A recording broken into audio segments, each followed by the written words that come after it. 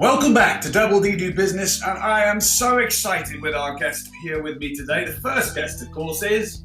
I'm not a guest. I'm treating you like a guest. I'm not a guest. Boyd Glover once said to me that guest is a really brilliant mindset. So I'm applying it to you, Debbie.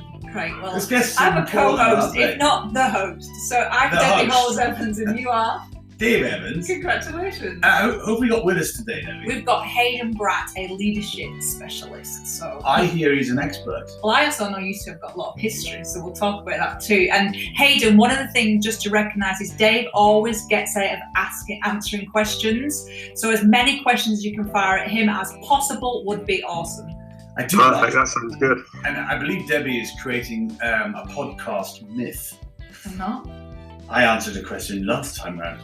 Right, let's carry on. Anyway, as those of you who are listening to us for the first time today, we do like to follow a theme in season 2, and that theme has 7 parts to it. But Dave doesn't remember Hayden. This week I'm going to do it really concisely, Right, Hayden, go right? Number 1 is, and isn't it exciting, got even exciting news about that too, creating best version businesses is how we spend our time, and we want to focus in on this podcast about coaching, consulting, and creating.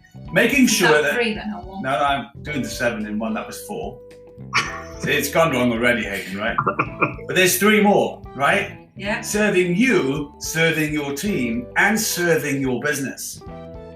So as you listen to the great things we have to go through on this episode, have a think about how you can apply them to those areas. Isn't that true, Debbie? That's fantastic, as I write very quickly to make sure that is very consistent in all future episodes. So Hayden, in the spirit of creating best version businesses, what do you spend your time doing, my friend?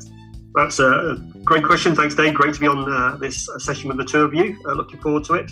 So what do we do? So I lead a business called Mindset Leadership. And what we do is pretty much what it says on the tin. So we help people with their thinking so they can become better leaders. So I've got a big passion around actually the change that we want to make starts by changing the way that we think about things before we can start doing differently. So we that's what we do. We're Mindset Leadership. We help people with their thinking so they can become better leaders. Do you really believe that?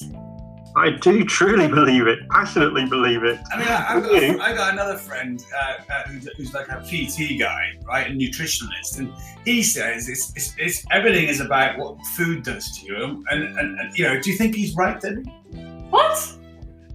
Is it? Everything starts with thought. Everything. Really? Yes, everything starts with thought. You're just being pedantic there. There's just no need for it. It's actually very unattractive, may I just say.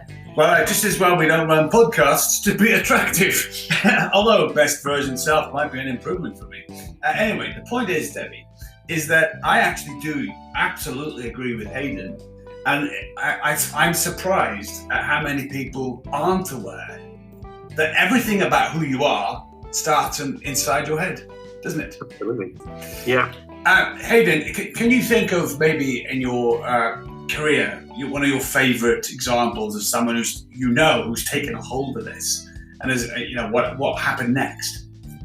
Yeah, definitely. So there was a guy who I remember the story. So the guy's name is Tom.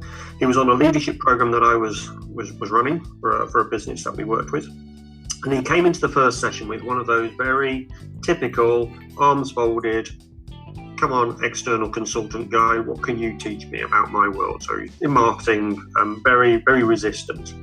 And we started off the first session and we were talking about kind of yourself and understanding your inner self, and he found that a little bit tricky to get hold of. But by the end of session 2, so I tend to drop in a lot of my own reading and learning as examples of things that people can pick up with, not from a I know more than you do point of view, but just actually if you're interested in this stuff, there's some great examples of things you can read. By the end of session 2, we shifted his mindset to the point that he came to me personally at the end of session 2 and asked me for my best recommendations around things that he should go and learn. So he shifted from being completely resistant to learning to actually, no, this is all good stuff and I'm embracing this. And seeing that shift within what was 2 days of an ongoing leadership program. And then throughout, he kept coming up to me at the start of the next one saying, this is what I've learned, this is what the book I've read, and have you read this book? So he was giving me titles. So it's a complete shift, and it completely changed his his whole physiology, his way of behaving in the group itself, his relationships with the other group members, just because of this one simple shift. They're actually embracing the fact that I can learn and I can develop this kind of growth mindset attribute of being open to new ideas. And that was a real tangible example for me of how you can help people shift that dynamic. Yes. So, no, I was going to say, we had a really interesting conversation with our friends many, many years ago. It was their 40th birthday, and we were all out celebrating. We were at their home, and we were all chatting. And started off with myself and his wife talking about, that voice we've got in our head, and we're all talking to each other. And it was that kind of very casual, dismissive conversation. And he just stopped and looked at all and went, "What voice is that?"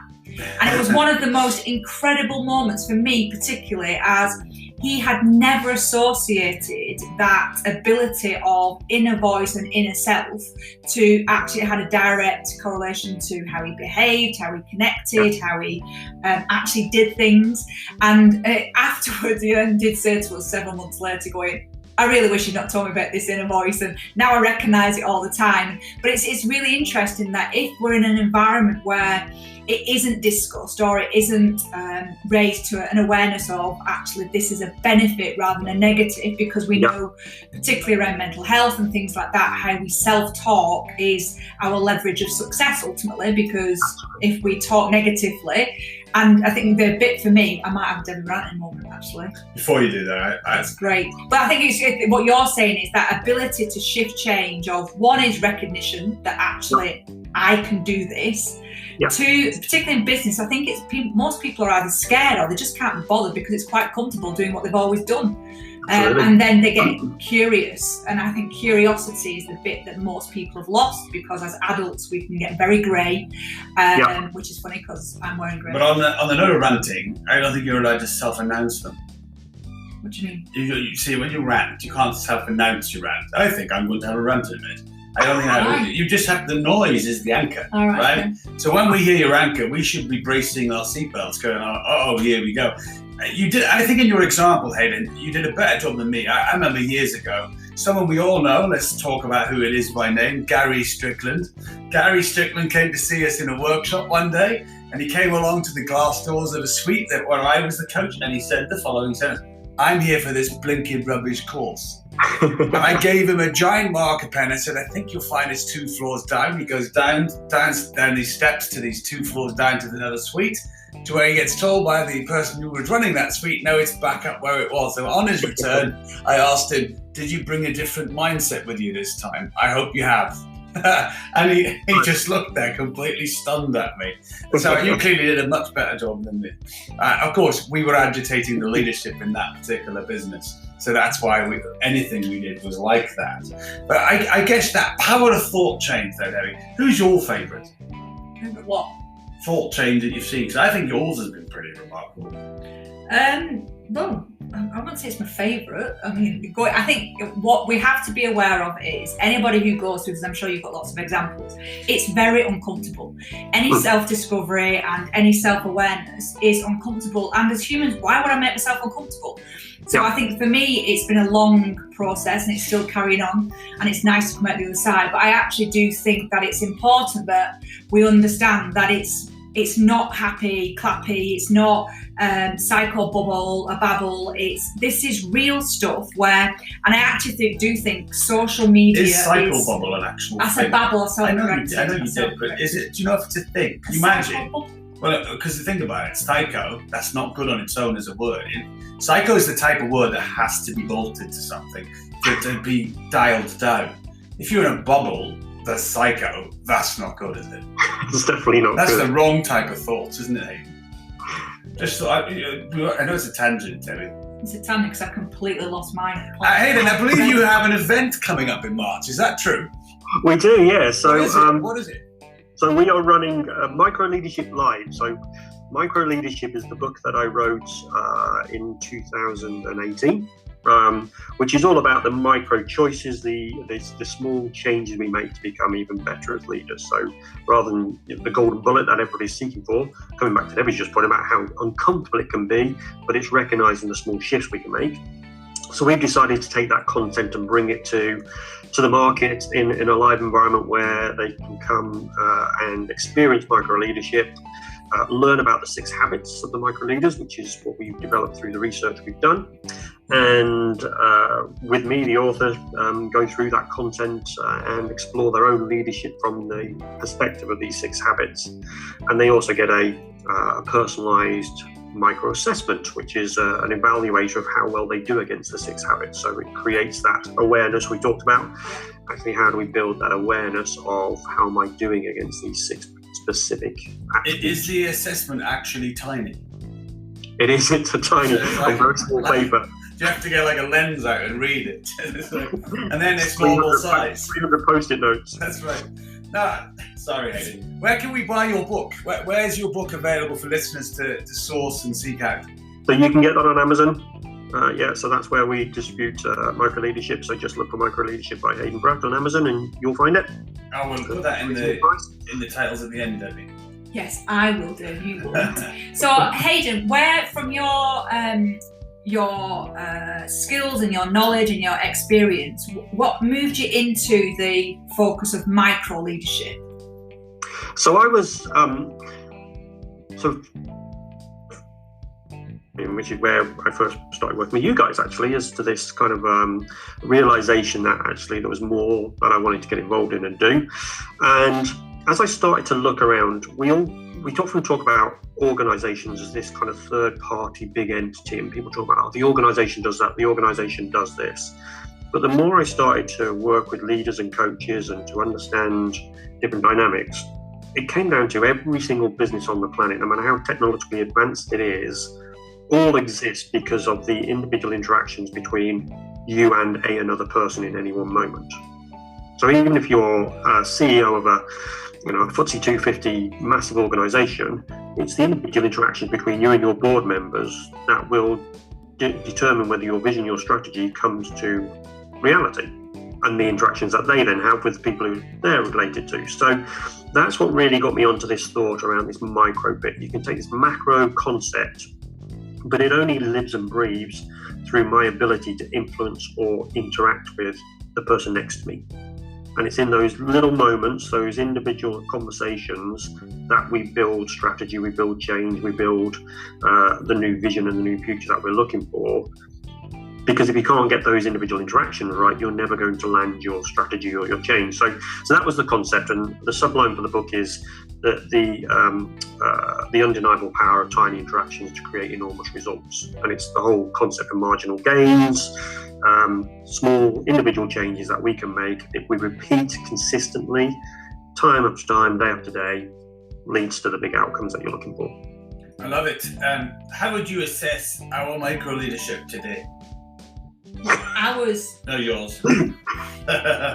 Anyway, just yours, David. I'm just ignoring you because so I've just got a Marcus Aurelius. So I'm doing lots of philosophical research at the minute because I'm really embracing it. I'm really enjoying it. And I found a favourite, Marcus Aurelius from 168 AD. And this fascinates me, that we have people from hundreds and hundreds of centuries ago who have the ability to translate what is currently happening in modern day society. And this picks up with your micro. You have power over your mind, not outside events. Realise this and you'll find strength. And the ability to communicate effectively with other people is one we have to understand ourselves first before we can do that, because our messages get so discombobulated and messed up and misinterpreted by ourselves first before we even get to have those conversations. That's really I heard on that bit, I heard a really interesting, I was listening to a podcast a few weeks ago from a guy called Oscar Trimboli, talk about listening. And one of the stats he gave 3 numbers, which was 125, 400 and 900. So 125 is the average number of words we can express in a minute. 400 is the average number of words we can listen to or tune into. But 900 is the amount of words that are going through our brain in a minute. So we can only express 125 of the 900 words that might be going through our brain in any one moment or any minute in time. So of course, what comes out might not match what was going on internally. And our ability to control that and manage that is really powerful, I think. I think Hayden's just summarised me, Dan. Really? Yeah. I'm not quite certain. That's my new excuse. No, you have 900 words to start with, Dave. Yeah. And then you actually go backwards to 125 that were originally in your head. I think that's actually what happens to you personally, but there you go. Dave can say something using thousands of words, which most people can translate into a sentence. Most people. Most people, yeah. That's a very interesting Definitely generalization. me, anyway. Yeah. Definitely me. So what you're saying is you like to take all of my words and turn them into a refined product. Well, we know that's how our business has been built, Dave. Debbie will post stuff that I've said and I go, wow, that's really good. And it was just taken out of a sentence. She missed the ends off. The power of words. So, I'm really delighted that we're talking to you today about the power of thoughts. Last Debbie did put the safety rails up here. So I want to share a conversation I was having with one of my sons this last week about the power of thoughts. And he was talking about cosmetic things that people, any sex, have done to their bodies. And I was attempting to explain to this, they're both young men, boys. I was trying to explain that a thought comes before the decision of what you do cosmetically. And I was trying to say to him really carefully that if you have something done and you're expecting it to replace where the thought weakness is, it's not going to work out. But if you have something done and you feel whole, secure, you love yourself, not in an egotistical way naturally, but you're at peace with who you are, then the decision is a great one. But if you go in with this naivety that it's going to replace an insecurity or a thought that's not designed to realize you're a beautiful human being, then you may find you're going to have greater problems later. And that's just another example of great thinking, great thoughts. In the same way in business, you often find, like we do, that people will say, why are people not doing it? And it's because we didn't go far enough to elicit the thinking required to change the beliefs of the person listening. And worse than that, we see a lot in business, or my experience is, we will spend a lot of money on a new system and process that will just sit on top of bad behaviours because the thought hasn't changed. So you are wasting that investment on a new system and process because actually it's going to override or sit on top of already pre-existing poor thinking. And if you don't do anything about the thinking, you'll never optimise the outputs of the return on investment. Yeah, I totally agree with that one. I think it's one of the most neglected parts of business that, and why most things fail. I've written recently about how consultants will go in a business and rather than think about an internal sustainable support for that business, they look at this long-term contract that might earn them X amount of money, and actually the responsibility for us as external suppliers to a business is to give them the skills to be successful. And we've got to have our own inner belief that says, well, the value of added means we'll get more business. And I think, unfortunately, even our industries can be inherent of even that same behaviour, that we think we can go and change that without actually us finishing our own thoughts properly. Now, I have to ask you, were you preparing for something? I was on your last point though, and I've now moved on, so it doesn't seem that it's kind of. So it's a rant-free zone. It is right now, yeah. All right, then let's keep going. I mean, this is incredible. 18 and a half minutes in, and there's been no rant yet, all cycling stories. So I think I'm more of those. We've had a whole season one of them, and we don't need any. And I set you up with marginal gains as well. You had an easy in. He's been banned. I did, yeah. There's a wider audience, and any cyclists out there, no disrespect to you, but not all of us are cyclists. So, there are different analogies that we can now use. But you're in a life cycle. Really? We just said we weren't going to do it. I'm not talking about cycling. I'm talking about a life cycle. Hayden, do you have any questions that you would like to ask Dave? I do. Fantastic. I would love to know what. So one of the things that we are really interested in is what's going to come next. So our subline mindset leadership is mastering tomorrow. So my question for you is, what do you think is the biggest thing that's going to affect all of our tomorrows from a leadership perspective? That's a great question. I think that we're going into an era where leaders running companies today and running companies tomorrow have got to deal with the fact the world wants change. And it's not change of your company, it's not change of your industry, it's not AI, it's not tech.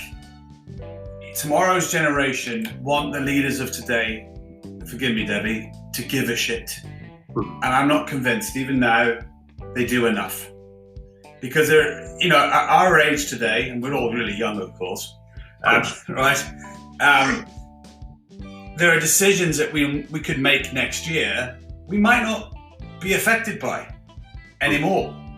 So I think the biggest challenge that leaders are going to face is that the world is desiring change almost in every country you go into, which also means there is a bedrock for some type of causal attitude sweep that could do something quite significant if people tapped into it.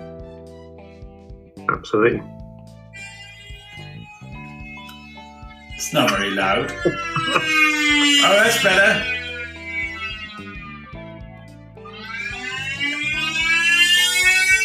Activate the rant. Okay, here goes. Yes, So, mastering our tomorrows, absolutely love the terminology. This is my challenge to society right now. To master our tomorrows, we have got to get rid of labelling people. Sorry, I went off again.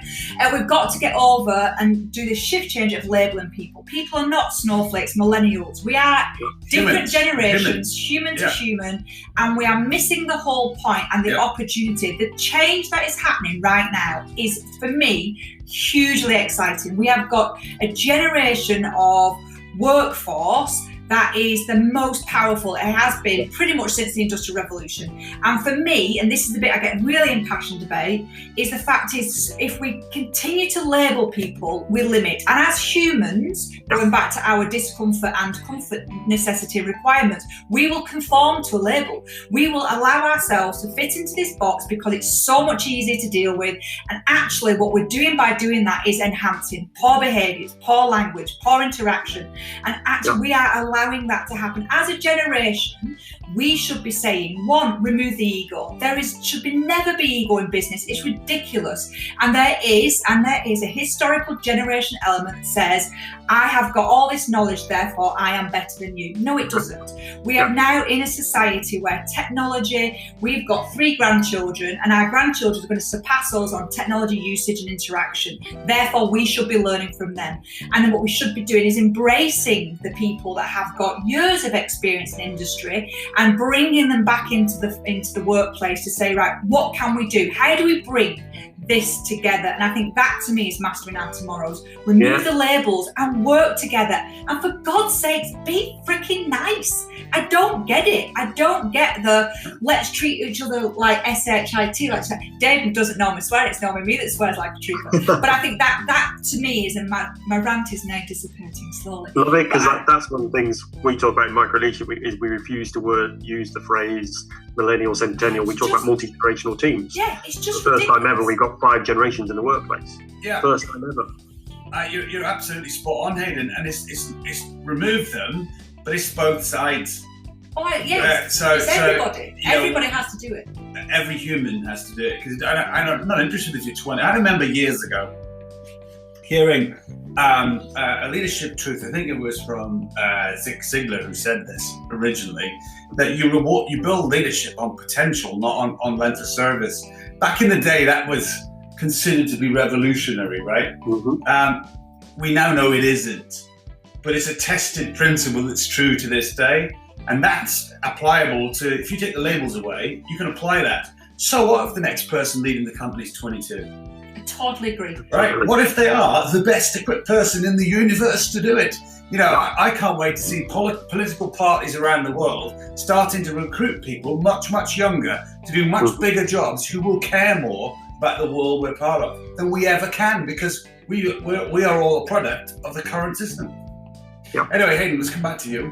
There you go. That was my little rant. I'm delighted that you feel the same, because it is. I'm really, I'm focused on that, because I think as a human, and even as I've kind of grown and developed, I love getting older. I think it's one of the best things that can happen to you in your whole life, because the ability to have different perspectives, different interactions, learn different cultures, learn different languages, embrace all the things that humans are, and all those foibles stumbles and the things that we F up and all of those things are, to me, the better parts of humanity rather than the stuff that we focus on. So I was listening to this podcast on Saturday. It was Colin O'Brady, who was the first guy to walk across the Antarctic unaided. And he said this, and it was really profound. He said, if you imagine like all life's experience from a 0 to a 10 on a scale, so 0 is the worst, the shittiest, my language, part of humanity, and then 10 is those most brilliant days, those brilliant moments. Most people exist their life somewhere between a 4 and a 6. They are so scared of the 0 that they take everything out, every risk out of their life to avoid the 0, which automatically means that you're missing out on the 7 to the 10. And that really resonated with me, because that was part of my journey. Is I was living a life where I was absolutely in that 4 to 6 zone of playing it safe, you used grey earlier. I think I was once called the grey man because I really didn't show my true colours ever. And actually that was so limiting. So actually being willing to step outside of that zone, knowing that you're going to risk a 0, you're going to risk those really bad days where things are pretty horrible, so you can experience the 10s of the absolute peaks of human emotion. And that was really profound on Saturday on that that's a really great description. And let's reflect that back to our listeners right now. We've got 4 minutes to go before our podcast will stop. No, it's now. It's fine. Oh, is it? Oh, right, okay. This last time I messed it up, you see. Oh, you might be right, actually. Yeah. Oh, no, you're actually right. So I am right. quickly. Okay. So 900 words. Come on, get it out fast. the question is, are you in the 4 to 6 zone? And if you are, do you desire the 6 plus? Because if you do and you're listening to this, Hayden's advice today is a life changer if you find out what that is. Or dealing with a 0. Or dealing with a 0, yeah. And whatever your number is, the number's actually less important. But if your heart and desire and soul is you want better than what you're doing, or you desire a change, what if you use this day to start that change process? Seek Hayden out directly. Ask him, how did he do it in his company, which we'll come back to in a moment. So Hayden, you got 60 seconds. Tell us the one thing you want everyone to remember about you, and you're definitely not the grey man. Thank you very much. So the one thing I want people to remember about me is I am passionate about the future of leadership and the role that leaders can play in creating a better world. So when we think about leadership, for us, it's not about helping the leaders be better, but it's about helping the people who work for those leaders have a better life. Because if they're led in the right way, they'll want to go to work and have a place to be brilliant. And one of the things I always tell people is, your job as a leader is to help the people around you be brilliant. That's your number one priority above anything else. So if we can create leaders who create brilliance around them, people will have much better enjoyment from work. And that's what I'm on a crusade or a cause to create. I think people should get better at being uncomfortable. That's my finish. Agreed. Yeah. There we go, that's a big flat. I need like a fanfare one as well now. I'm not quite sure what that noise was. Well, it doesn't really matter to you. So 2 minutes to go. Let's do a little bit of a recap today. So if you want to hear more about Hayden's Micro Leadership Live event, March the 31st, then get in touch with them. The links are in this podcast. Debbie, of course, is putting those in. Number one. Number two, everything you do starts and stops with a thought. And spend this day or this week thinking about the power of your thoughts and what effect are they having on you, positively or negatively, or in the case Debbie gave, not even at all. And as you, again, follow us as a group on the podcast on Double D New Business, remember, we're inviting you to become the best version of yourselves. And we love talking to you about coaching, as Hayden's shown you today, consulting, as Debbie's referenced today, and looking to create new solutions to help us all be better in whatever field of work that we're in. Hayden, thank you so much for your time. You've been an absolute star on the show. Debbie, once again, thank you. Thanks. I mean, that's a record for the rant being so late. And do join us next time for the next episode of Double D New Business. I've been Dave Evans. This has been Double D New Business. I think I'm plugging it accidentally there. And he's actually completely deleted me and Hayden. And Hayden's been here with Debbie, who's not deleted at all. Anyway, thank you for joining us on Double D New Business. Every success with your learning.